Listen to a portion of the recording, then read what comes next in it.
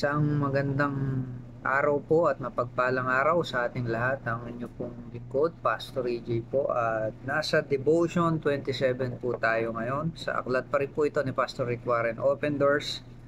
At ang title po ng ating devotion is Waiting on God. Psalm 103 verse 2, I will bless the Lord and not forget the glorious things He does for me. Tayo po ay napagpala ng salita ng Diyos.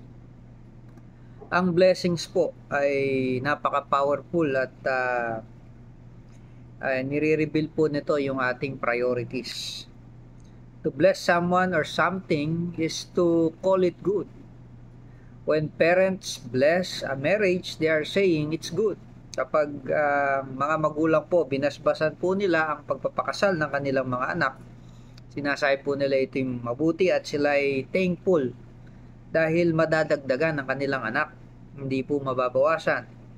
Kaya since the early stages of relationship were good, it stands to reason that things will only get better over time. Blessing and thankfulness go hand in hand. This is why David says he won't forget the glorious things. Kaya yung pagpapasalamat daw po at basbas ay napakabuting bagay. Kaya sinabi po ni David na hindi niya makakalimutan ng glorious thing na ito. Kaya God has done for him. Here are few includes in the psalm. God has forgiven sin, saved him from death, shows love and compassion, gave good gifts, and he is slow to anger and abounding in love. So, yun po yung mga dahilan kung bakit hindi makalimutan ni David yung ginawang kabutihan sa kanya o pagpapala o blessings o basbas ng Diyos sa kanya. Nandoon yung pagliligtas ng Diyos mula sa kamatayan, pagpapakita ng pag-ibig ng Diyos sa kahabagan niya, sa mabubuting bagay na pinagkaloob ng Diyos, at sa pagpipigil sa sarili na hindi kaagad siya nagagalit yung ating Panginoon at nag-uumapaw yung kanyang pag-ibig. Ito po'y karanasan ni David sa Panginoon. Marami pong bagay pa na pwede tayong sabihin na sa pagpapasalamat at blessings ng Panginoon. Kaya si David po ay sinabi niya, I will bless the Lord. So what would make your list? What has God done in your life to help you? Marami tayong mga pwedeng ilista ng mga blessings po ng Panginoon at every year siguro maganda maglista po tayo sa notebook. Starting January ng mga blessings ng Panginoon. Pwede natin pagpasalamat sa loob ng isang taon. Kaya maging habit po natin na i-bless ang Diyos every day.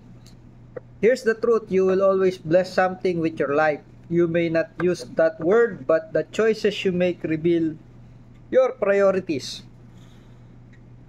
Kaya, do you bless business, physical beauty, or material success? What do you call good with your life? Ano ba yung bine-bless natin daw po sa ating buhay? Yan ba yung ito po yung nagiging priorities daw po? Kung ito'y physical beauty, bine-bless po natin yung ating kagwapuan, kagandahan. Bibili tayo ng mga bagay na pampapogi, pampaganda. Kung yung business naman natin ang bine-bless natin, pinagbubuti po natin ito, dinadagdagan natin puhunan natin. At kung material success ay pinapahalagahan po natin to, bine-bless din natin. So, what do you call good with your life? Kung ano yung tinatawag mabuti sa buhay mo, ito yung bine-bless po natin. While many of these things are important, none of them are important as God. Kaya sinabi po ni David, I will bless the Lord. How can you bless the Lord? If God is the blesser. Ang ibig po sabihin kasi ni David ay pina-priority niya. Kasi yung ibig sabihin ng pagbe-bless na isang bagay, i-reveal your priorities. Yung basbas ay pinapakita ko ano yung pinapahalaga natin sa ating buhay. Kaya kung ano yung bine-bless natin, mahalaga po sa atin yun at yun ang priority natin. Kaya si David, ang priority niya, i-bless ang Panginoon dahil yun ang priority niya, ang unahin ang ating Diyos. Kaya yun ang pinakamahalaga po na i-bless natin ang ating Panginoon, maging priority natin siya. Ito yung pinakamahalaga sa buhay ng isang tao, yung meron po tayong Panginoon na napakabait. So the question is, how would your life change if you really believe God was good?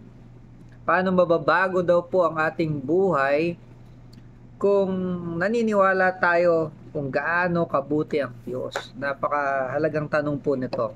Kasi ang kabutihan po ng Diyos, hindi ito dapat theological lang. Sabihin na nababasa natin sa Bible na God is good, ginakanta natin all the time, i-recite natin. It should be experiential, yung goodness ng Panginoon, so that we can bless the name of the Lord. We can prioritize God in our life. Because we know and we experience the goodness of God firsthand in our lives. Naranasan natin talaga yung kabutihan po ng Diyos. Kaya tayo nagde-devotion po ay dahil naranasan natin na mabuti ang Panginoon at dapat natin pahalagahan yung mga salita na nagbibigay sa atin ng kalakasan na galing po sa Panginoon. Kapag wala po ang Diyos sa buhay ng isang tao, ay hindi niya masasabi siyang blessed. Dahil kahit anong material things ang meron po ang isang tao na wala naman sa Panginoon, ito'y temporary lang at hindi yun totoong blessing. Kaya ang title po ng ating devotion is Waiting on God. Hinihintay natin ang Panginoon sa kanyang pagbabalik, pero mas hinihintay natin sa panahon po natin ngayon ang i-bless natin ng Panginoon naman. Dahil lang Diyos ay blesser, we should also bless the Lord, to prioritize the Lord in our lives and always give thanks to Him. Mahalaga po yan dahil kapag ginawa po natin yan, ay ito ay magandang testimony po. At si King David, kahit ganong karami yung kasalanan niya, nagkasala po siya kay Bathsheba, pinapatay niya asawa ni Bathsheba, nagkaanak siya kay Bathsheba, namatay yung anak nila, pero naging anak niya pa rin, binigyan pa rin siya ng second chance ng Panginoon. Si Haring Saul, naging anak niya kay Bathsheba. At sa kabutihan po ng Panginoon, si Haring Solomon, naging anak niya kay Bathsheba, ay naging isang dakilang hari din at naging pinakamatalinong hari sa history po ng bansang Israel.